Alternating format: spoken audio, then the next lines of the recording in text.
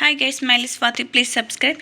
So మా ఇంటి దగ్గర జిహెచ్ఎంసీ పార్క్ ఉందనేసి చెప్పాను కదా. సో నేను డైలీ ఈవినింగ్ వెళ్తా అనేసి ఇంతకుముందు లాస్ట్ వీడియోలో చెప్పాను. సో నేనేంటంటే ఫస్ట్ ఇదేంటంటే బ్యాక్ పెయిన్కి మంచిగా ఉంటుంది అనమాట. జస్ట్ రౌండ్గా చాలా జాగ్రత్తగా తిరగాలి, ఎందుకంటే కొంచెం అటు ఇటు స్లిప్ అయినా కానీ నడుములు పట్టేస్తాయి.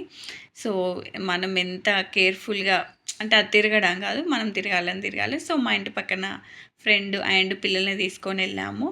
సో ఇదేంటంటే మనం వాకింగ్ చేసినట్టుగా కాళ్ళు అటు ఇటు తిప్పడము అట్లా ఉంటుంది. సో చిన్నపిల్లలు కూడా చేస్తున్నారు, ఇంకా పెద్దవాళ్ళం మనం చేయడంలో పెద్ద వింత ఏం లేదు.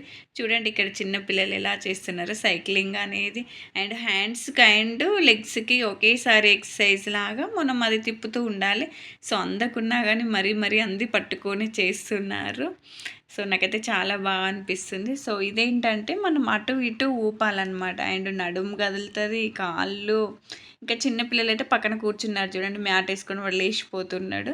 సో అలా కూడా చేసుకోవచ్చు అనమాట. సో ఇదేంటంటే మనం అలా చేసుకోవాలి. చిన్నపిల్లలు చూడండి, మనకు ఏంటంటే పొట్ట రావద్దు అండ్ లావుగుండొద్దు అనేసి ప్రతి ఒక్కరు జిమ్ చేసే వాళ్ళైతే అంత కాస్ట్ పెట్టడం ఎందుకనేసి ప్రతి ఒక్కరు ఇప్పుడు ఇవే చేస్తున్నారు. గవర్నమెంట్ వాళ్ళు మంచిగా ప్రొవైడ్ చేశారు అనేసి.